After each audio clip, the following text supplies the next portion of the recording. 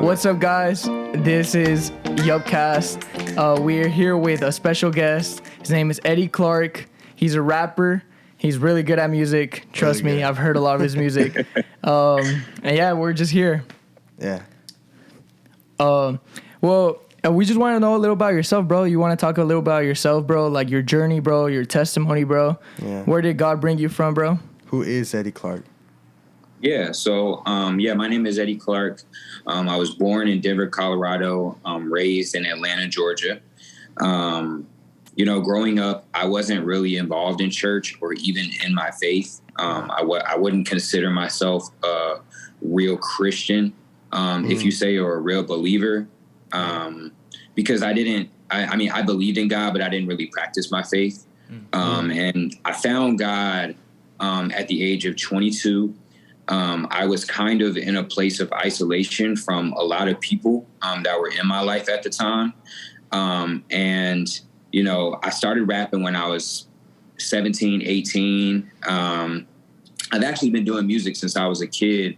I sung a whole lot while I was a child, but kind of, became a kid, played basketball growing up.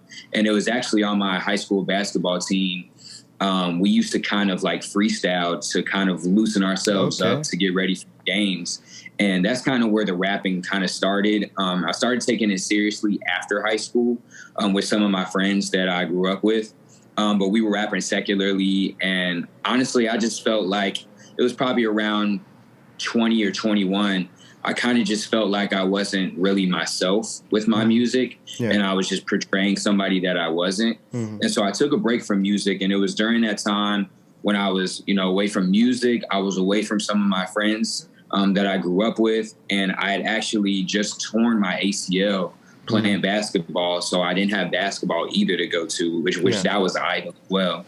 And so it was in that period of isolation where I really found God and made the decision to give my life over to him. And so at first, I was really just growing in my faith. Found a church home at Greater Community Church of God in Christ in Marietta, Georgia. Love it there. Still go there to this day.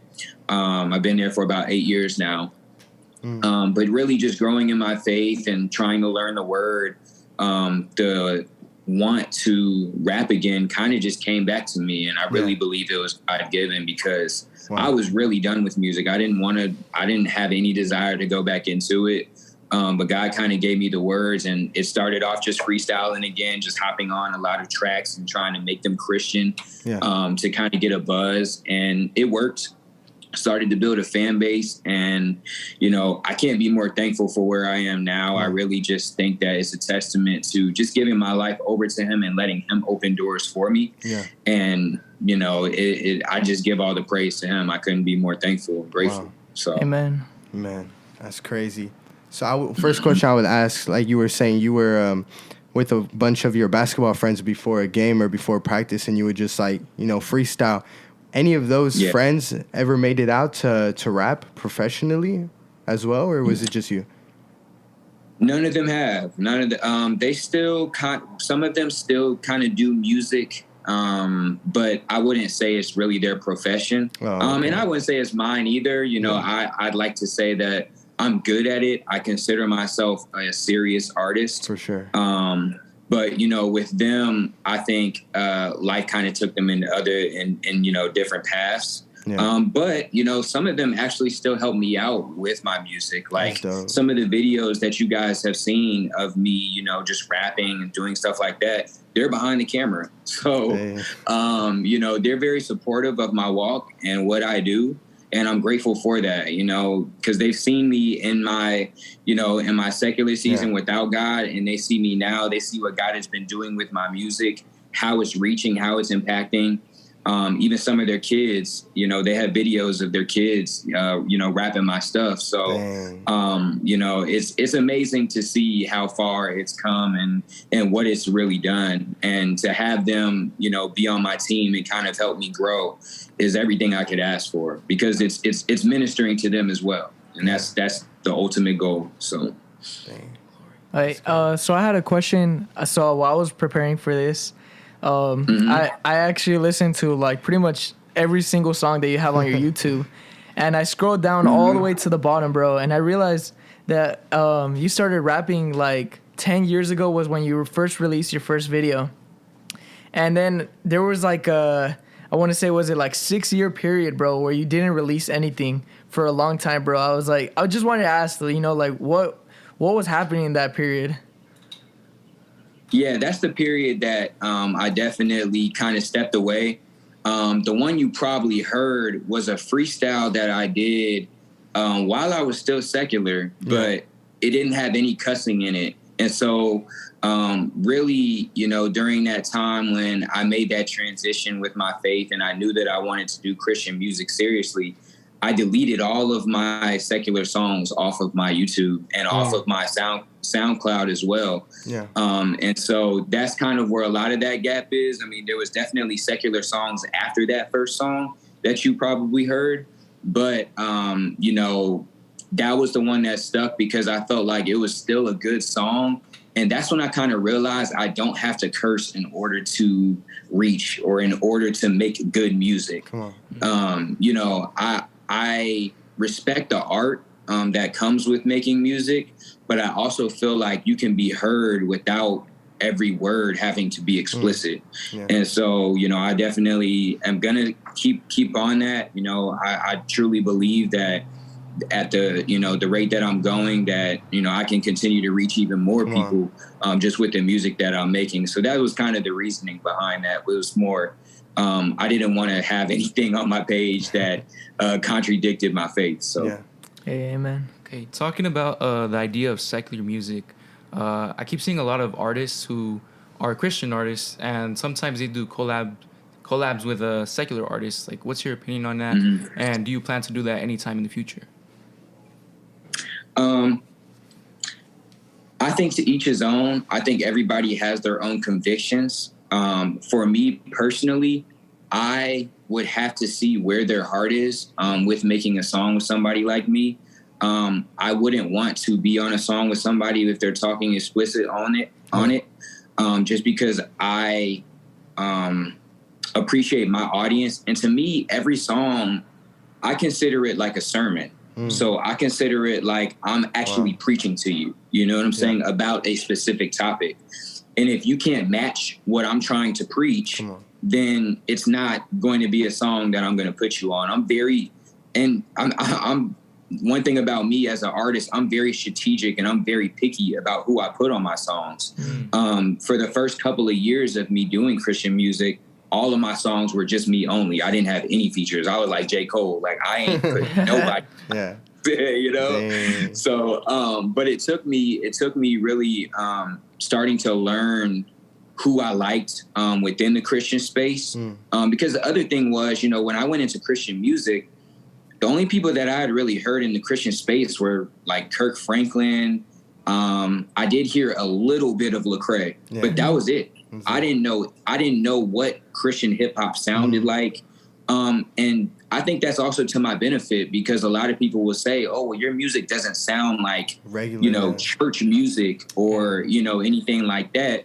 If there's even a sound to that. But, you know, I grew up listening to Lil Wayne and you know, J. Cole and people like that. So my sound kind of mirrors those influences. But of course, you know, the gospel is at the center of it all. So it's definitely created my sound. But I would, to answer your question, no, I probably wouldn't work with a secular artist unless I could see the fruit of, you know, their faith and they could make a song that ministers. Then I possibly would consider it. But again, their spirit and their heart would have to be in the right place. Okay. And going along with that, like you were saying, some of the artists I used to listen to back then, what were your favorite artists before, you know, you were with your walk with God, and how has that changed now? Is there now some favorite artists that you listen to now, or how is that? Yeah. So I definitely began to create a love for rap through Lil Wayne. Being in Atlanta and, you know, I was in high school when Katrina happened. So a lot of New Orleans residents migrated to Atlanta after the Katrina hit. And so the influence of New Orleans rap infiltrated the Atlanta communities. And so that's when Lil Wayne kind of got big. I'm talking, this was '07. '07, '08. Like I literally caught Lil Wayne in his prime. Yeah. You know what I'm saying? So I'm listening to prime Lil Wayne, and then, you get to 2009, 2010, that's when Drake comes, and I was definitely listening to a lot of T.I., Fabulous, Cassidy. I kind of like the battle rap, the real gritty, hip hop, northern music. And so my sound kind of mimicked that as a secular artist. I was about bars, and I was about metaphors and similes and trying to get you to listen to the lyrics more than anything, And so that was my influence then. I would say, as I started to get into my Christian walk, at first I was listening to a lot of like Sean C. Johnson. I don't know if you guys have heard of him.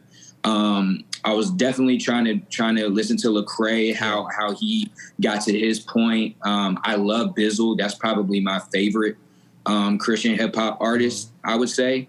But as I would say today, I like a lot of the newer people. One guy that let me give a shout out to him.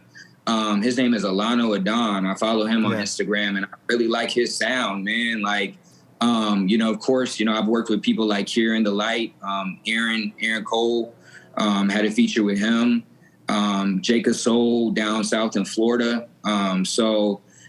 D Tall out in Dallas, Texas. There's definitely some people now that I'm like, man, I really respect your grind. I respect your craft and just respect your art, so it's kind of cool to know these people because you see them kind of blow up. And it's kind of cool to witness their journey and witness how their ministry has taken them. So, it's fun. Okay. Yeah. So, kind of keeping on the same topic. I wanted to talk about. Well, I had multiple questions, but I think on one of your recent songs, you talk about the struggles of a man, and something that we were talking about in our previous podcast was that even though we're Christians, like we still fail. You can glorify God, but you can still fall into sin, and you have to be able to bounce back from that. And I forgot the title of that song, but you're talking about how you were just I think it says I'm a man. I fail. So I don't know if you want to talk a little about that. Yeah, so that was one of my first songs that really got a lot of recognition. It's called Transparent. Yeah. And really in that song, I was simply saying, hey, I struggle with lust. I struggle with this. But, I'm fighting to become a better man.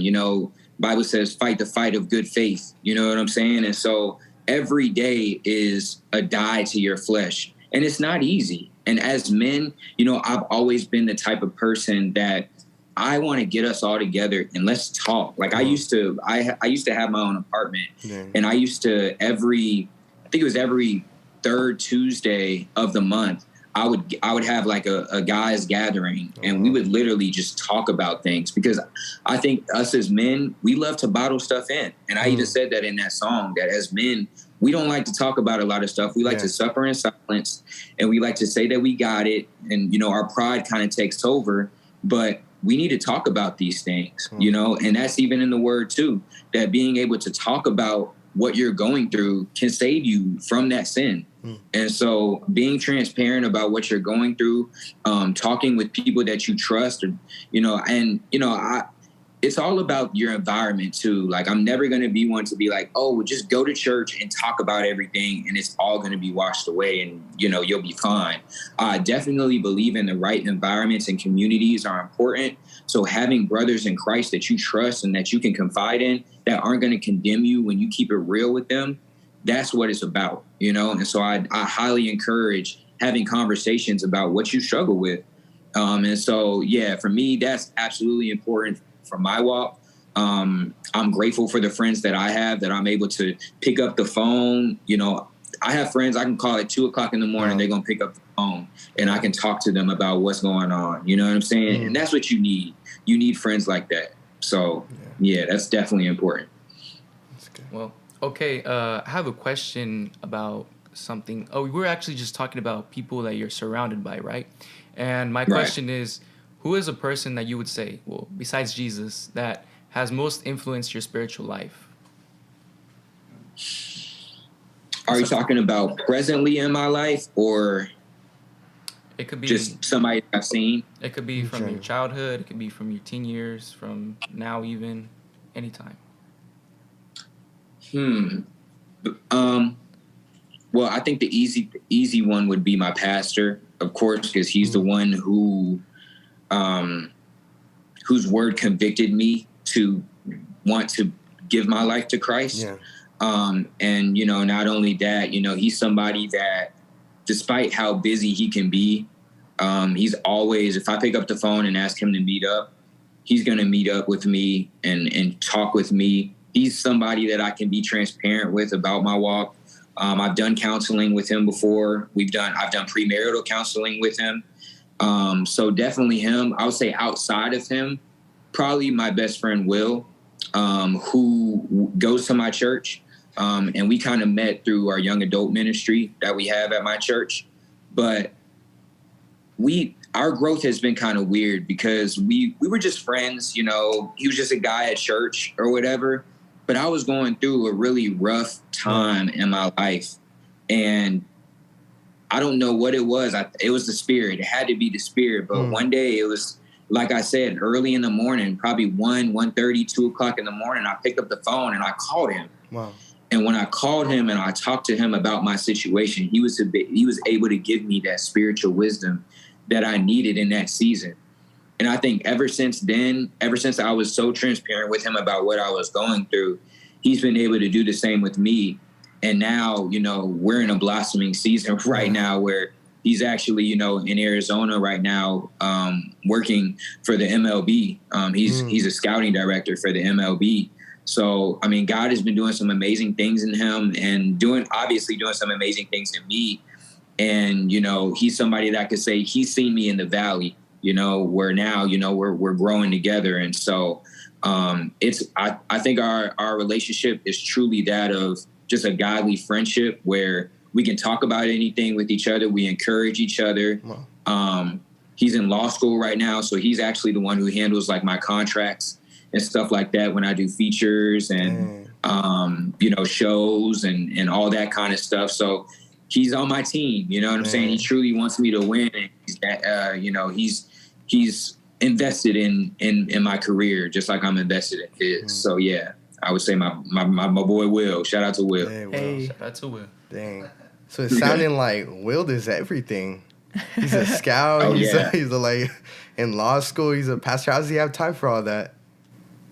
Oh man, Will is always busy, but you know what?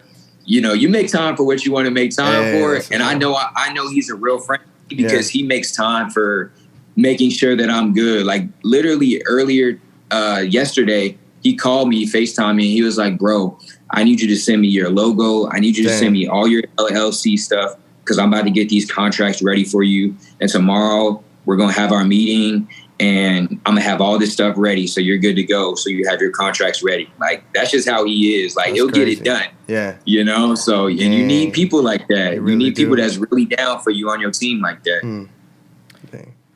Kind of switching the topic, you know, I want to talk about baptism. And just to give you a little context, bro, I was like, I want to say like 11 or 12 when I first got baptized. And looking back, I was like, you know, I definitely feel like I love God. You know, 8 years ago, I loved him. I still love him now. I loved him when I was 5. But I feel like I wasn't mature enough to like do that decision. And today I see a lot of teenagers, you know, going to get baptized just because it's trendy or because their friend is doing it. And I was reading on your social media that you said that you got baptized for the second time, bro. I don't know if you want to explain, you know, why you got baptized second time, and what can you tell kids that, you know, want to get baptized just to get baptized, you know? Yes, that's a great question. So, crazy story. I had a high school girlfriend who I actually cheated on, and I had just graduated high school, and going into it was that summer right after high school, I was basically trying to make up, trying to get back with her and to show her that I was on the right path again. Yeah. I started going to her church with her. And one day I was just like, you know what? I'm going to get baptized today. But I look back and I feel like I did that not because I truly wanted it for my spiritual walk, but I did it because I wanted to prove something to somebody that I'm doing the right thing, that I am on a different path and that I'm doing better. You know what I mean? Mm-hmm. And so the second time around, when I got baptized, I was very critical of when it was the right time to get baptized. Mm-hmm. I had been going to my church for a couple of years at that point. I was growing tremendously. I don't think I had started even doing music again yet. I was truly just, going to church, reading my Bible, daily. I had just got involved in ministry. And, even that process that was growing very fast as far as ministry, becoming a leader for the young adult ministry at my church and things like that. But for me, it was truly, look, I really feel like I've turned a new leaf. I feel like I'm serious. Yeah. And I want to rededicate myself. I want a fresh start. Like, I want to start all over, and let's do this right this time. Let's truly do it because I want to honor you, God, and I want to wash away everything and start new with you. And that's what it was. And haven't been the same since. I really feel like it's changed me. Yeah, bro. Amen to that. Yeah. Jacob?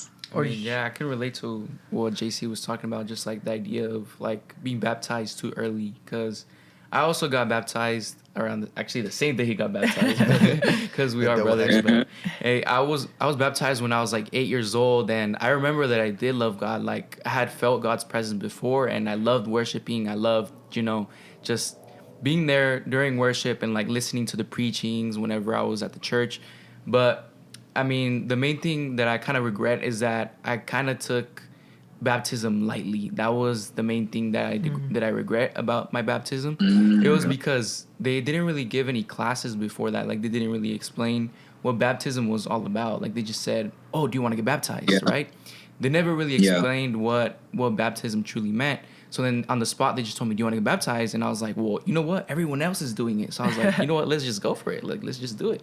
Right. And now I realize that I didn't really know what I was getting into, and baptism is a lot more about commitment, your personal commitment with God, really truly living out what you're promising God when you're like going into the water. Basically, you're just saying that you're casting out your old self and you're becoming a new creation.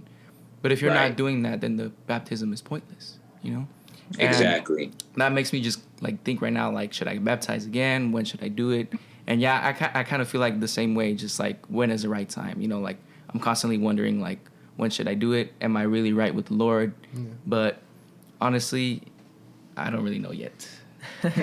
Yeah, I mean, honestly, speaking on getting baptized when you're young, I don't necessarily think it's wrong to get baptized when you're young, but you have to have the knowledge and truly know what baptism is, what it means afterwards. You know what I'm saying? Because I feel like a lot of kids, they just think it's, you get baptized because you're a Christian, like, so you get baptized. Yeah. You know what I mean? But they don't really understand all that being baptized entails. You know what I'm saying? And then, I'm Pentecost, so we talk about baptism in the Holy Spirit as well, which is a whole nother thing. You know what I mean? Yeah. So, really knowing what baptism means and the levels of baptism that there are beyond just water baptism. Yeah. Mm-hmm. All that is important, and it's important to know before you get yourself into. So, yeah. I agree. Real quick question before we get into it. You said you were playing basketball with a couple of friends that you were freestyle. How far did you play basketball? Did you ever want to like play for college or something like that? It was just something you would do for fun. Yeah, I had dreams of going to the NBA, of course, but dang. I mean, I'm 5'7", and I've been 5'7" since I was a junior in high school. I have not grown since, and I remember being on my varsity basketball team especially my senior year. And I was literally, I think we had a 15-man team. I was literally the only one that could not dunk. And after that realization that, you know, it wasn't going to happen, I was just like, okay, you know, that's just it, you know? And so I actually ended up going to culinary school after high school. Yeah. And I got a degree in culinary arts. Oh, wow. I work in the restaurant business as a restaurant manager. Yeah. So, you know, I feel like I made the right decision. Obviously, you know, I still played basketball afterwards. I played in some adult rec leagues, and that was always fun. You know, my little brother played, and we're very close in age. We're a year and a half apart. So, and he was the better basketball player. So, you know, after that, I was just like, yeah, basketball, as much as I love the sport and I love to talk about the sport, you know, I can talk for hours about basketball. What about your brother? You know, so my brother, he plays in the Army. They have a team in the Army out there in Korea. So he plays for that team, and he actually has his own basketball league here in Georgia. But he got commissioned out there for a little bit. He's taking some classes out there, and he comes back in either May or next month or June. And so his basketball league will start back. But he loves that stuff like that. He literally breathes basketball. Eat, sleep, breathe. So yeah, but you know, we love the sport as a family. We've always, we played AAU, so we traveled and we played against players that are in the NBA today. So we were very competitive growing up. Dang, well, it sounds like basketball didn't work out, but tell Will to scout you for the MLB. Right. You used to have a chance, you no? used to hook me up, for real. Hey, a question I would have real quick is, you know, the song that you're talking about Transparent. I feel like a lot of artists and a lot of people just in general, like not even just music, but just a lot of people in their walk with God, they like others to think that they're perfect, where they wouldn't really put their mistakes out there. They want their image to look perfect. So as an artist, that I know that you're very genuine about what you do, and you're very genuine in talking about these issues and talking about what you go through. What would you say to someone what would you say to someone, an up and coming artist that wants to be genuine, that wants to really speak and not just say whatever is like considered like good in culture? Yeah. I think amongst us believers, we've heard the term, you know, the prosperity gospel. Yeah. And I think in this industry, there are people who preach they do prosperity music. Yeah. And to me, that's just not going to go anywhere. Come on. You know what I mean? It's not going to truly deliver. You know, it's not going to heal. Yeah. And that's what we're supposed to do. It's not going to create disciples. Yeah. So for me, I've always, you know, being Eddie Clark, you know, I used to be E-Dot. That was my secular rap name, right?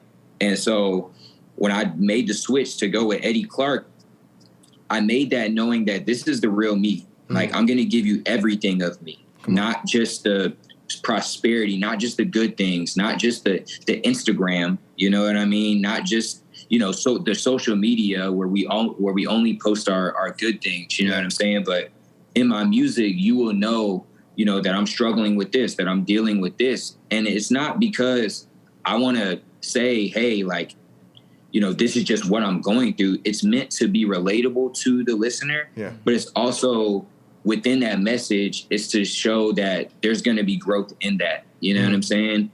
That you can be delivered from this too, because I was delivered from this. So I speak about past experience. A lot of times I like to bring up the fact that I smoked weed like crazy a lot. You know what I'm saying? But I feel like God delivered me from that.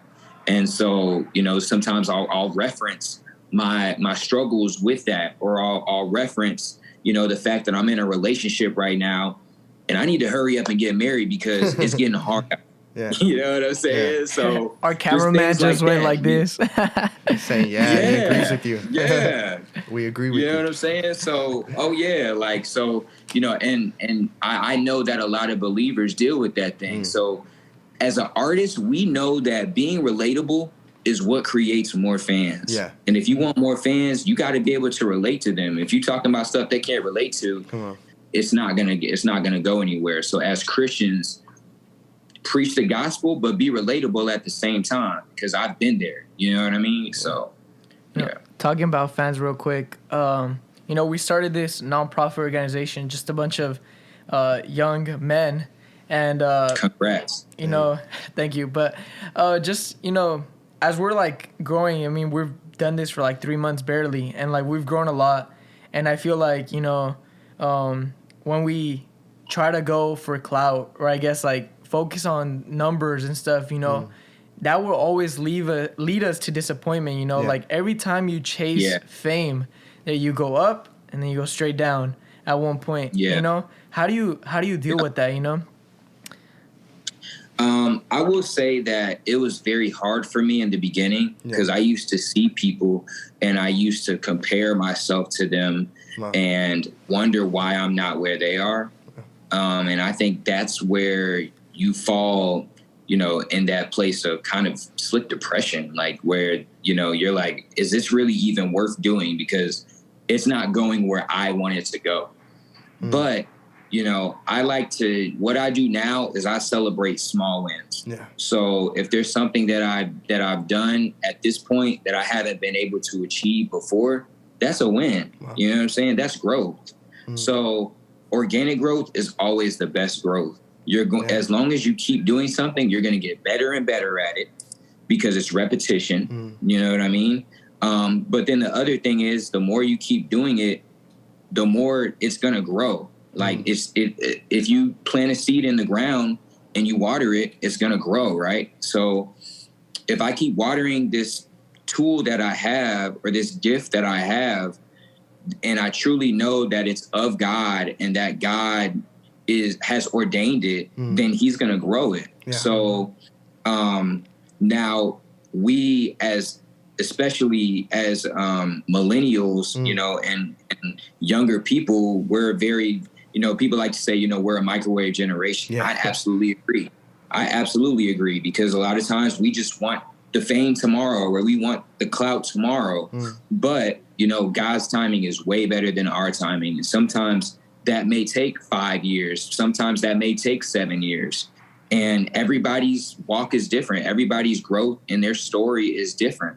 But as long as you remain true to what God has called you to do, and you do it the way that he wants you to do it, it's going to grow. Amen. Real quick, I just want to talk about, you were saying small wins. I've even seen your small wins in my life. For example, like we had a Friday service, right? This is our youth, and we had a youth night. And so my girl actually put me on to your music. So I came, and JC is part of the media team, right? So I go into the media room, and I'm like, hey, because we usually play songs before service. I'm like, hey, like play this song real quick, right? So I download it, I send it to him, we play the song, and then like people come up to him after service and they go like, hey, JC, like we always got slaps on for before service, like put me onto the playlist or whatever. And people were coming up to me like, put me on. I was like, dang, this goes hard. And we were just listening to your music before service. So even for me, like I've seen your small wins where, you may not see all these numbers real quick, but even like in the unnoticed things, you see that people are like, dang, this is genuine music. This is something that's impactful, and this goes hard too. And we want to listen to that. Even though you might not see it, other people around the world may see your music and they'll be like, this has impacted me. So for sure. Absolutely. And, and thank you for saying that, because that's great. That honestly, that's so crazy that you said that. And first off, thank you for playing my music. That means a lot. It really does. But I'm actually going through that same thing with my youth ministry, because they're a little older. And so me and my girlfriend, we're trying to kind of bring a younger, kind of feel to the youth ministry. And that's one of the things that we're trying to do now, is start playing, Christian hip hop and different artists and stuff like that in the beginning of service, just like you were doing. So that's really cool that you're doing that too. But yeah, and that's the other thing too, is like, you never know who's watching or who's listening to your stuff. You may think that you only getting 2 likes or 4 likes is nothing, but people have watched it. You know what I'm saying? They may not have clicked a double tap, but they're watching it. And you never know when that time is where that certain message that you preach speaks to them specifically. And then they reach out to you and they're like, hey, like, yo, you might not know, but I've been watching your stuff, man. And I just love what you're doing. Like, there's been so many times I've gone out to places and people are like, hey, bro, I've been seeing you go off on Instagram. Da, da, da, da, da. And I never even knew they were watching my stuff. You know what I'm saying? So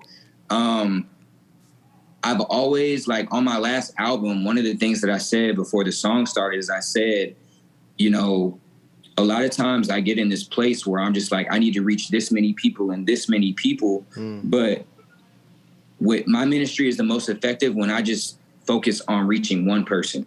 As long as I reach one person with this message or with this song, then I know that I've done enough, you know? And so with you guys, I encourage you to just reach one person with that podcast. As long as it reaches that one person and it ministers to that one person, then you've done enough. You know what I mean? And let it grow from there. And it will. Amen. You know, kind of talking onto that, you know, we do TikToks and we're just like preaching and doing prayers for people on TikTok. And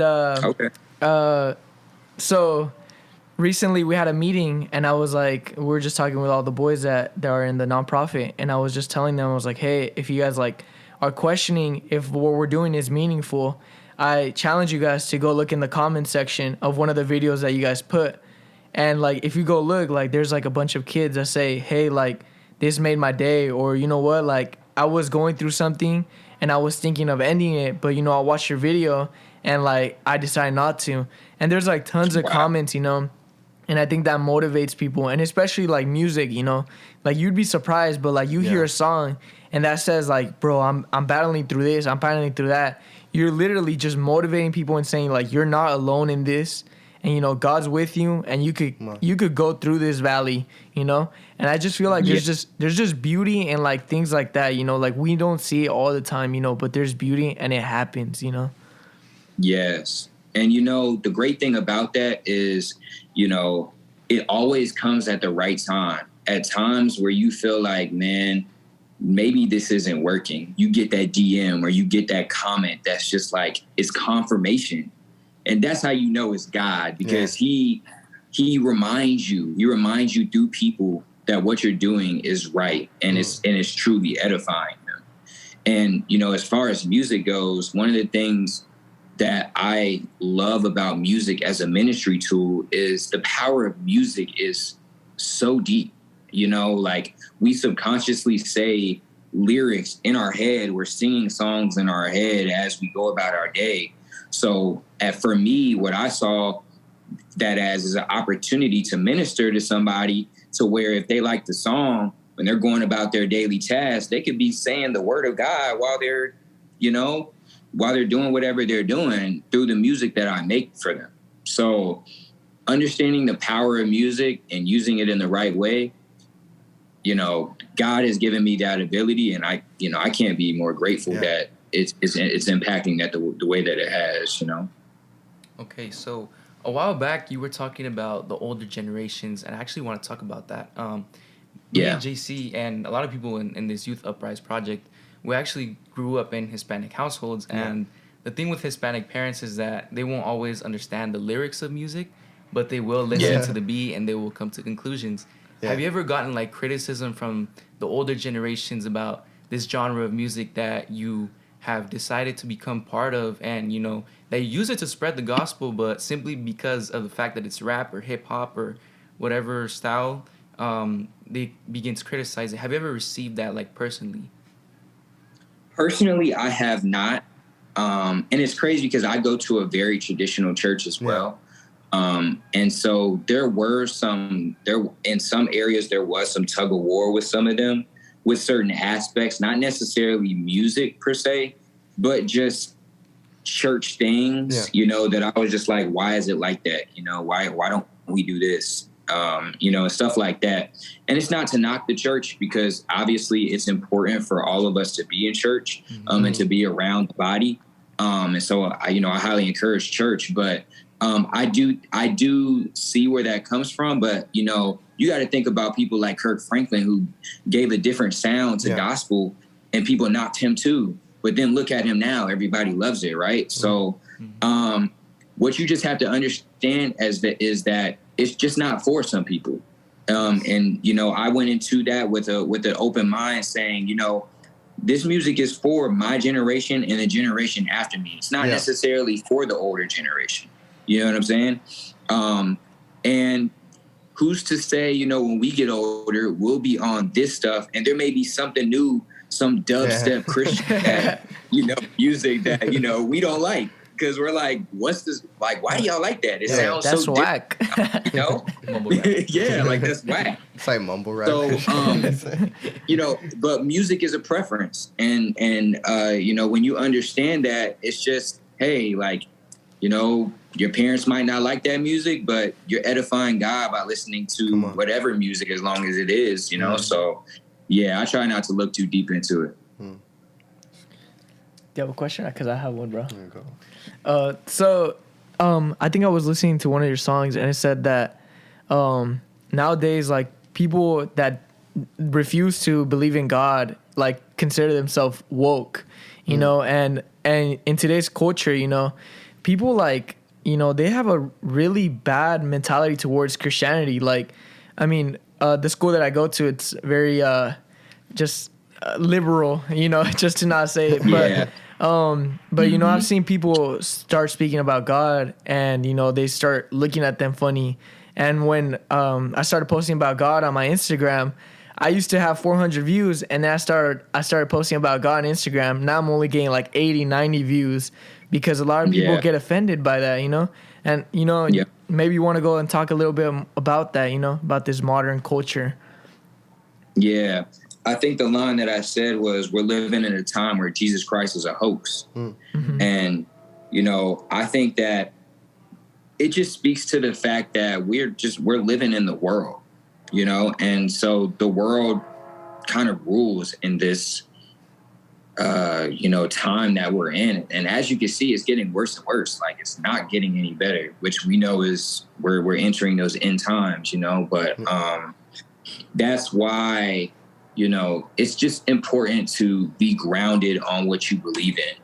And, you know, I understand, hey, if I was a secular artist, I'd probably have blown up or something. You know what I mean? A lot of us can say that. Like I said, Bizzle was probably my favorite artist. And I remember he talked about how he had a record deal as a secular artist. And then when he, you know, turned his leaf and, you know, he gave his life to Christ, he kind of lost that and had to kind of start over from scratch with his career. And I think it's that way, whatever profession that you do, when you're honoring God, it's not going to be looked at as big as the world. For me as an artist, like, you see packed out shows for the secular artists, but if, you know, a lot of our Christian concerts, it's nowhere near, you know, the numbers that they're doing, or we're never even reaching the sales that they're doing. You know what I mean? Or making the money that they're making. So the devil is definitely the ruler down here, but we know that Christ will win, that, you know, at the end all be all. And so that's what I believe in. I have faith, and, you know, I'm not worried. Like, again, like, when it comes to views and it comes to likes and all that stuff, if you get so wrapped up in that stuff, it'll consume you, man. Like, it really will. And I've been in those places before, and sometimes I'll have to step away from social media. Like, I'll take fast from social media every now and then, just to make sure that my mind is rooted on the task that he has for me, you know? So, honestly, social media has become one of the biggest detriments to people's faith nowadays. Because now you're at the point where people don't even want to share the gospel anymore, because they're afraid of how many likes and how many comments they're going to get on it, you know? So, I just try not to get wrapped up in it. Yeah. So how was it when you first started your music? Because I know, like, you know, a lot of the times we think about the views, we think about this, like, even if we don't think about it. Like, I remember when I went to Texas and I started posting on TikTok about God, we were like, we're going to pray for it. We're going to fast on this. And we're just not going to be on our phone, and we're not going to look at the views. We're not going to care, even if it hits one person, and we post it. A second later, I'm on my phone, like, who's it? like who's seeing it? like, you know, so how was it when you first started? You know, how was it, like, you know, getting attracted to views, getting attracted to, like, publicity, and now overcoming it, and now it's like, you know, that doesn't matter to me. Yeah, I'm not gonna act like I'm completely, you know, I don't look. You know, I think everybody wants that kind of viral moment where your stuff has reached everybody that it could possibly reach, the maximum amount that it could reach. So, of course, as far as marketing, like, that's something that's important to my career, is making sure that it reaches, you know? Because for me, I know that I make good music, but now it's like, how do I get it into the hands of more people? And so for that, I have to research. I have to look at what my posts are doing, how many people it's reaching, how can I increase that number? You know what I'm saying? But, you know, there's a difference between using it for business and having an emotional attachment to it, which is where we go wrong. And that's where, you know, you start to get upset because you're not here, you're not here. I don't specifically set goals for my growth. Like, I don't say, hey, I want 10,000 followers by this day, you know, or, you know, by the end of the year or something like that. Like, that's not something that I think would truly help my ministry. For me, it's just about how can I grow my ministry organically.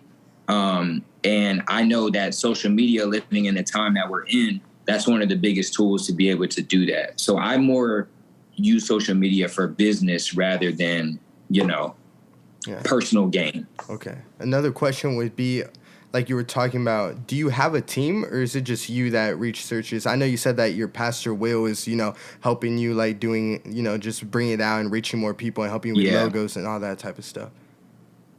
Yeah. So I'm building a team right now. I don't have, I wouldn't say like I have like a PR team or anything like that. I'm actually in talks right now with a manager. That's probably about to be finalized here in the next couple of days. And that's one of my closest friends too, who I've done ministry with in the past. You know, he has a background in sales, so it just makes sense. You know what I mean? As far as a business move, I really don't want to, anybody that I put on my team, I want to be able to trust them, and I want to be able to have a relationship with them before they're put on my team. That way I know that it's truly organic and it's not just like a business move and, you know, you want what you want out of me and I want what I want out of you. Like, I know that there's real investment on both ends, and I know you're going to be looking out for me and my growth, just like I'm going to look out for all of us and make sure that we all succeed. So, you know, Will's on my team. I have a new manager. His name is Jovan. I've known him for a couple of years now. Great guy. Like, we used to do ministry together, college ministry together. So, you know, we've been through a lot together as far as growing in our walk. And then my girlfriend, she helps out a lot too. So that's really all I got right now.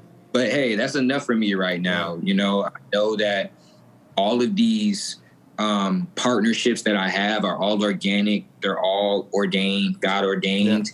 And so, you know, God will grow my team. Of course, it's something I'm praying for, but I know God will grow my team on his timing. So I'm not really worried about it. You want to have a question? I have a question. So if you, but all right. So while I was scrolling again through your Instagram, I think I saw a quote that said, you know, I consider myself to be the best rapper, and I don't consider myself to be better than anyone. You know, how do you think that influences your mentality when you're rapping or your interactions with other rappers? Yeah, I think that that mentality definitely comes from just being a pure lover of hip hop. And, you know, when you love hip hop, you listen to the rappers that you listen to, and they all think that they're the best, you know? And so when I started listening to Lil Wayne, he was proclaiming himself as the best rapper alive, and so I didn't start believing it until I started listening to his music, and I was like, wow, he really speaks as such. Like, he's confident in himself so much that I believe it too, And so I think that, even in the Christian hip hop space, it's okay to feel like you're the best. Now, that's not saying, hey, I'm better than you, and I'm better than you, and I'm better than you. But when I feel like I'm the best, that's when I create the best music. You know what I'm saying? And so that's where that truly stems from. It's not me. I'm still very humble, and I'm still, I still respect other artists, and all that. But I feel like for me, in order to create the music that I am truly capable of creating, I have to have the confidence to do so. And so for me, that's saying, hey, I'm the best at what I do. Like, this is what I do.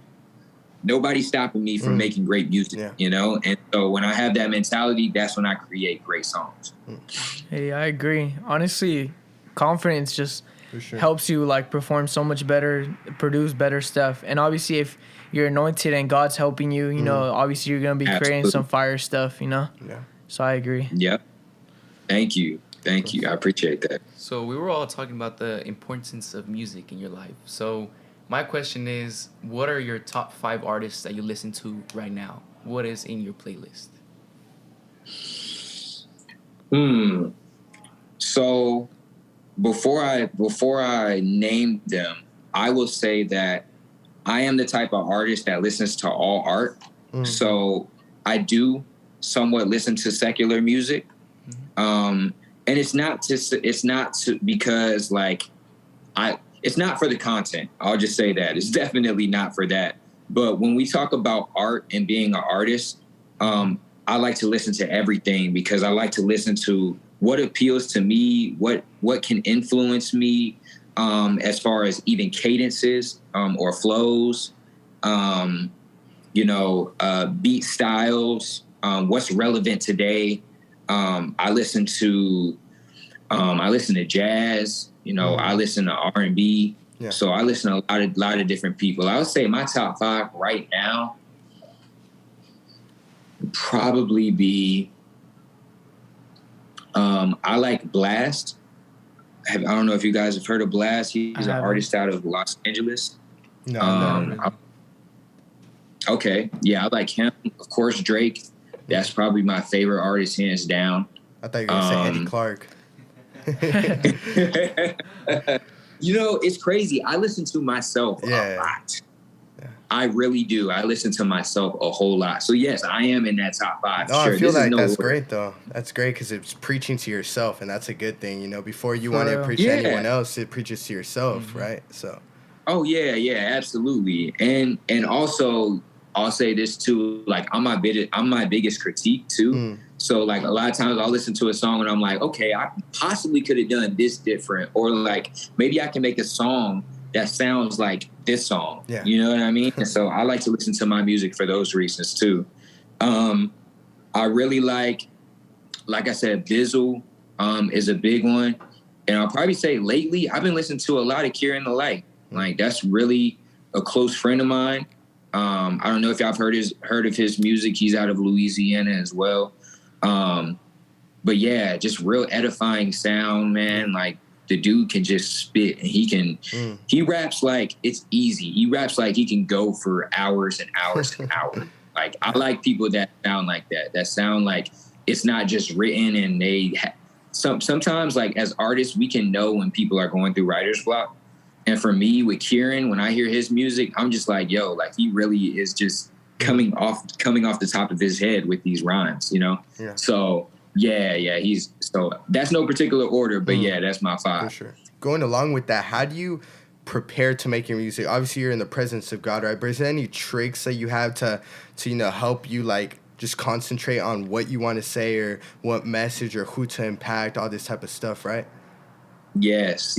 So I do have a unique writing style when I write my music. A lot of times I like to be in places of solitude. So, I live in Canton, Georgia, and it's kind of a rural area in the Atlanta area, where there's like a lake not too far from here. And so I go to this lake and I'll sit out at the lake and I'll write. And so a lot of my songs have come from me just sitting out there. Also, you know, when I'm in my car driving, I like to make driving music, songs that you can be in the car and just kind of, you know, ride to. I'll listen to beats, you know, while I'm driving and kind of just, you know, freestyle words. But one thing about me, I create melodies before I create my lyrics. So I like to come up with a melody first. And then once I figure out that melody, then I'll put words to that melody. Yeah. So yeah, when I listen to music in a car, it might be in the car or, you know, just in places alone. I usually, you know, some people like to go to the studio and they like to write in the studio and like then lay it down right there in the studio. But my engineers will tell you my stuff, usually it's already written. I already know where the ad-libs are going to go. I know where everything is going to go before I even go to the studio. Because for me, time is money. So I'm usually paying studio time. And I'm like, I don't want to spend that time coming up with the lines. I'd rather have it all ready to go. That way, you know, if I book a session for 4 hours, I can get 3 songs done because they're already all written and ready to go. You know what I'm saying? So, yeah, I definitely like to write.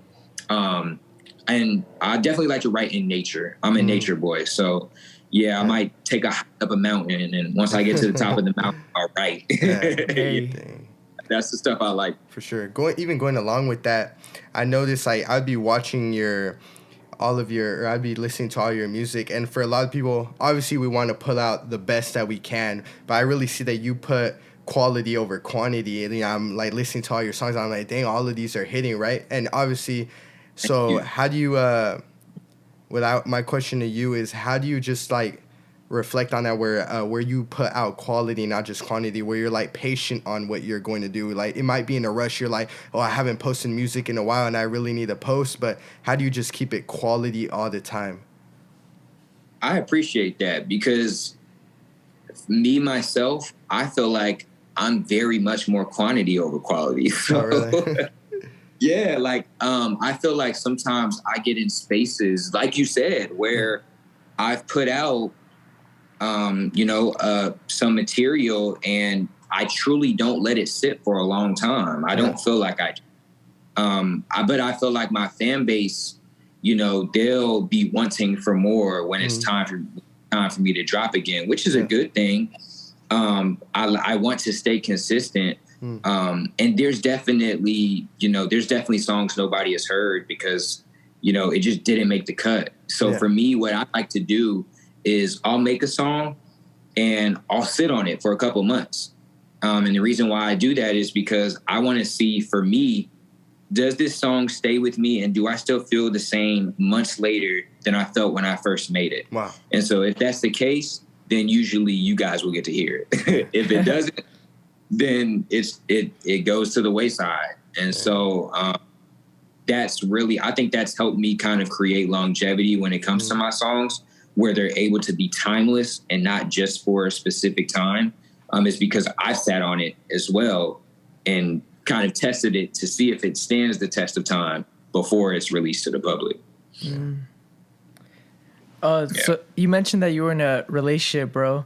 And being young guys, you know, and the audience is pretty young, you know, how do you know, like, you know, like this is a woman of God and this is a woman I should go after, you know? And what difference does it make having a woman of God versus having a woman that isn't godly, you know?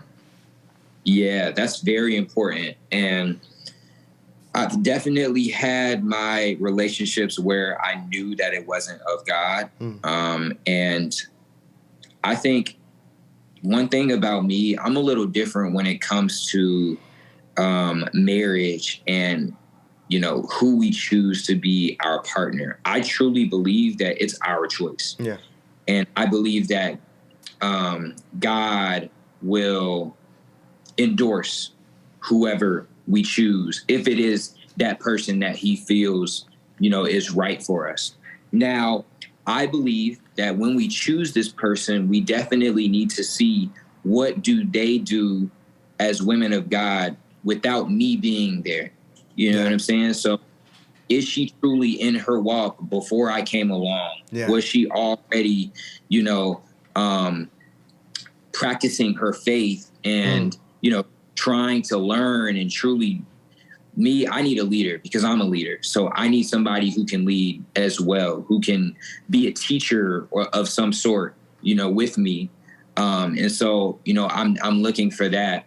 But I'm also looking at how she conducts herself as a woman. Yeah. You know, is she somebody who is not out here for the streets? Is she somebody who, you know, values herself so much to say, hey, like, my body is my temple. I am a daughter of God, and we are not going to have sex before marriage. That's just something that I'm not going to do.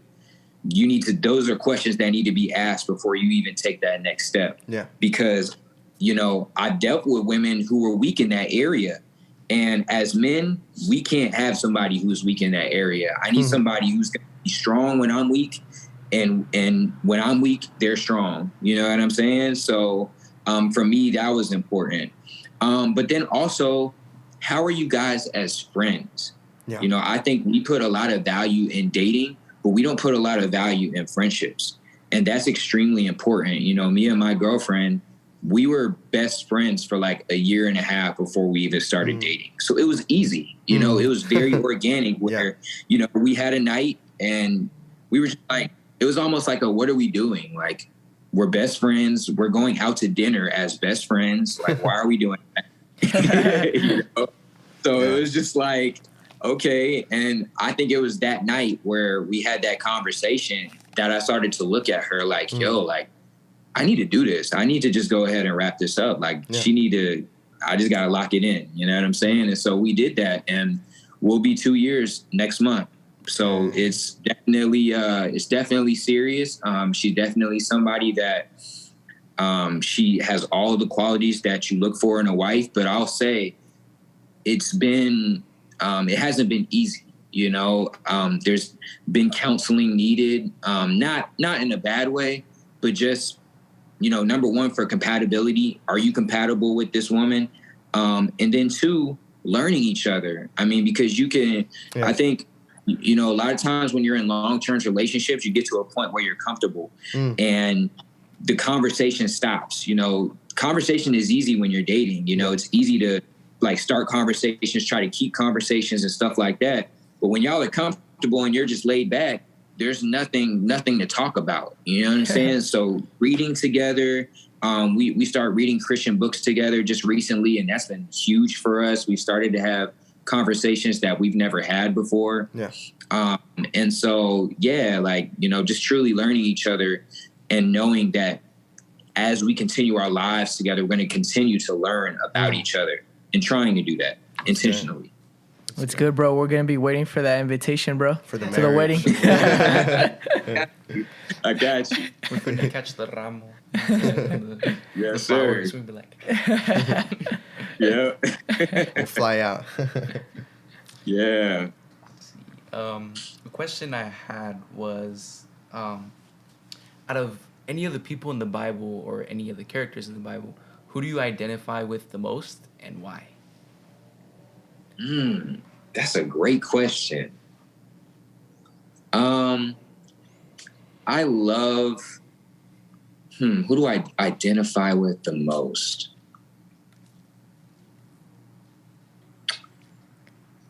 The two people that come to mind are first Joseph, because not that, like, you know, my brothers or anything put me in, you know, put me in a pit. Just threw you away. But just, you know, the diversity that he overcame, the way that God was able to elevate him, and the passion that he still had for his brothers after he was able to receive what he received from God, the blessings that he received from God. You know, how he was able to come back and you know, still look at them the same way.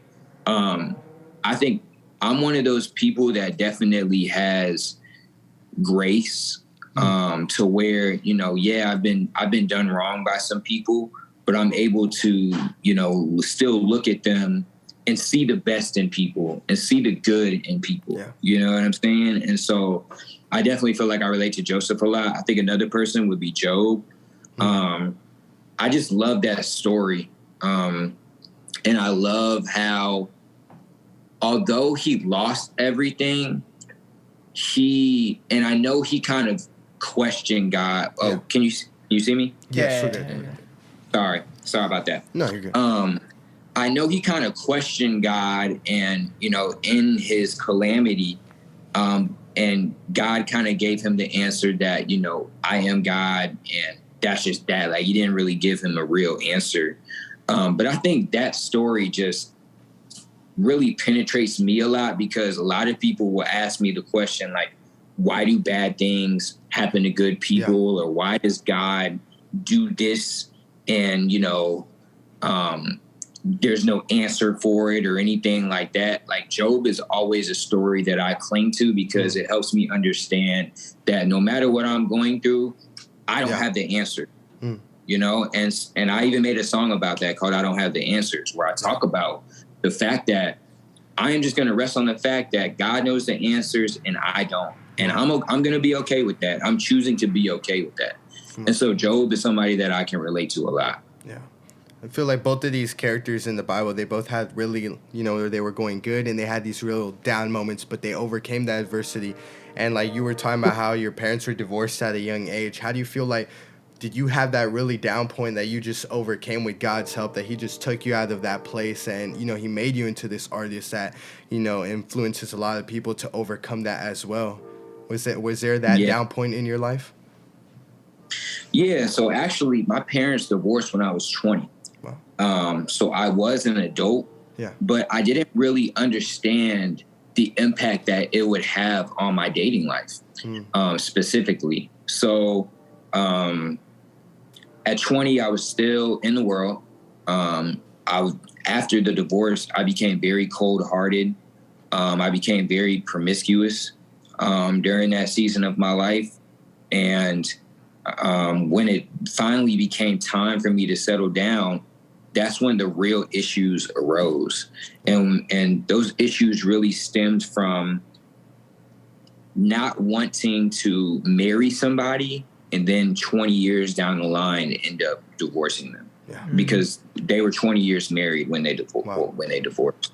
So having that fear, it was pretty much a fear of marriage. It was a fear of commitment, for sure, that I dealt with for a good portion of my 20s. I'm 30 now. I just turned 30 in August. So, but yeah, I definitely dealt with like not wanting to commit. If I would date a woman, like if she did one thing wrong, I'd be like, yeah, she ain't the one. I can't deal with. So, and then when I did get into a long-term relationship before this one, and I really felt like the fact that I wasn't over those issues. Yeah.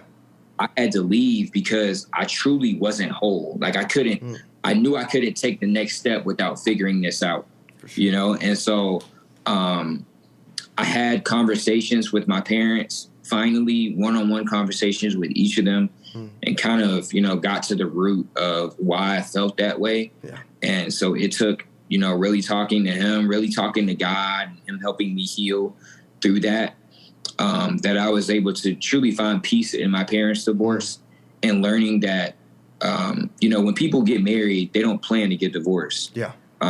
So, my parents didn't plan to get divorced. And then I had to also realize that I'm not my parents, I'm not going to end up just like them, and so my story and my life is different from theirs, and so, once I truly understood that, then I was able to be whole, and I'm in a great place today. Yeah. My heart is in a completely different place, and I'm great.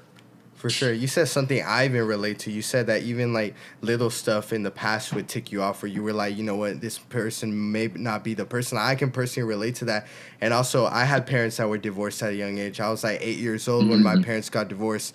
So I can relate to that. Yeah. Not having the answers, maybe even blaming yourself, like all these things just accumulating, and like, just little stuff ticking me off. So I can really relate to that. So what would you tell someone like that's encouraged or that wants to break these generational curses off of their life, that, they're not their parents, they're not like they want to get married and they don't want to end up divorced, all this type of stuff. What would you say to that person that's struggling through all that? I would say that when it comes to generational curses, first off, if you acknowledge that it's a generational curse, then you have a decision to make.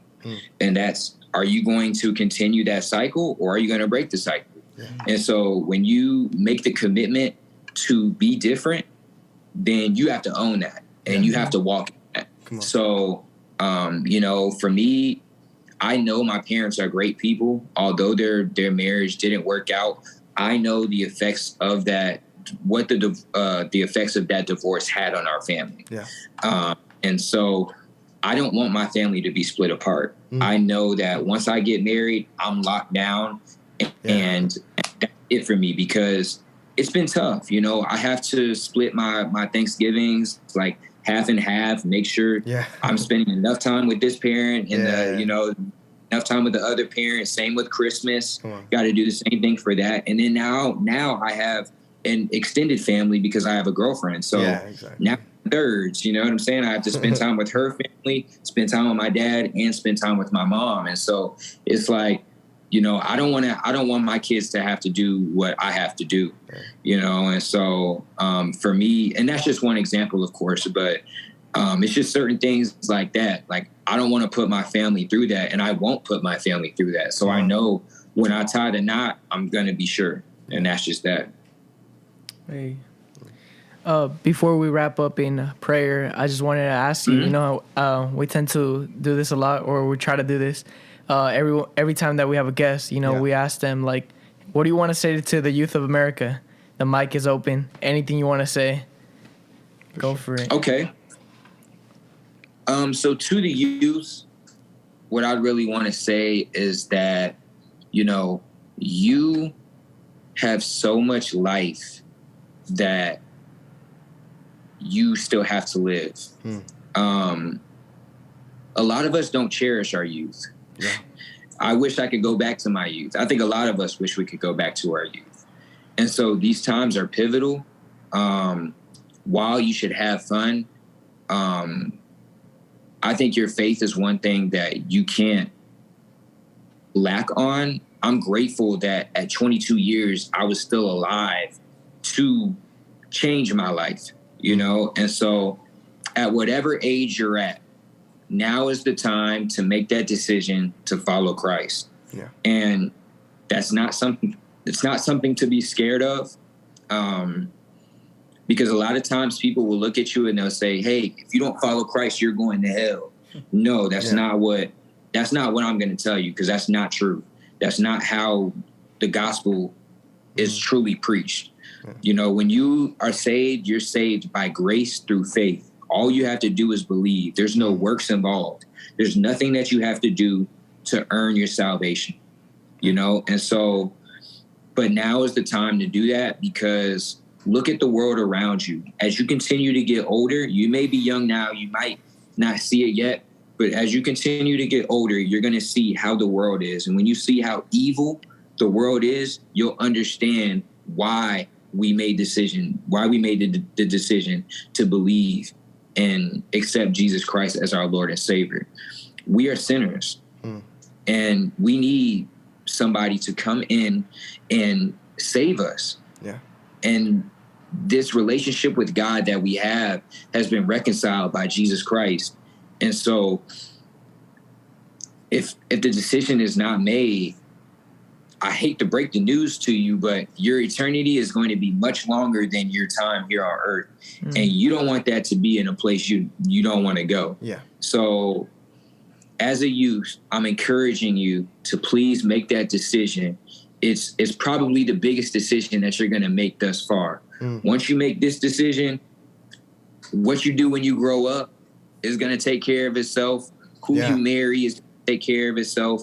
The money that you make in this lifetime is going to take care of itself, you know, but those things are just lifetime decisions. Yeah. I'm asking you to make an eternity decision. That's something far, far more serious. So, do what you love, That'll be the other thing. Do what you love. Don't let anybody tell you that you can't do anything. Especially the older people, because a lot of them are fearful, or not only are they fearful, but they failed at what they tried to do. Yeah. Don't be afraid of failure. Failure is a part of success. And you'll find that a lot of the most successful people have failed before they reach success. So don't listen to anybody when they tell you no. You continue to keep doing what you love. Continue to honor God. Acknowledge him in all your ways, and he'll make your path straight. And, seek his righteousness, and all those things will be added unto you. So, yeah, that's what I got to say for them. Dang. Real quick before we end this podcast, we just even want to pray for you, Eddie, so we could just get this time of pray for you. So, Father God, we just want to pray for Eddie. We just want to pray for his ministry and his music, God, that you would just continue to use him, Lord, that there's lost souls out there, that he's just reaching through his music, God, that he would just see blessings, miracles, signs, and wonders over his ministry, over his music, even over his relationship, God. As he gets closer to you, he just sees everything coming good. He just sees so many blessings over his life because he's obedient to you, because he has the faith to continue walking on the firm foundation that you have put him on. So we just declare blessings over his ministry, blessings over his relationship, God, and that you would continue to use him, God, that you've given him breath in his lungs, and he knows the sole purpose why he has breath in his lungs, to serve you, God. So we just thank you for his life. We thank you for the opportunity just to talk to him tonight, God, and we just thank you for everything they're going to continue to use his life for. So we just thank you, God, in your mighty name we pray. Amen. Amen. Thank you guys so much. I appreciate this. Thank you for giving your time, bro, and for opening up, bro. We appreciate you, bro. No problem. No problem. All right. All right, for It's a sure. wrap. Thank you so much. Thank you so much, Eddie. No problem. I'll talk to you guys later. God bless you, bro. Have a good one. All right. Take care.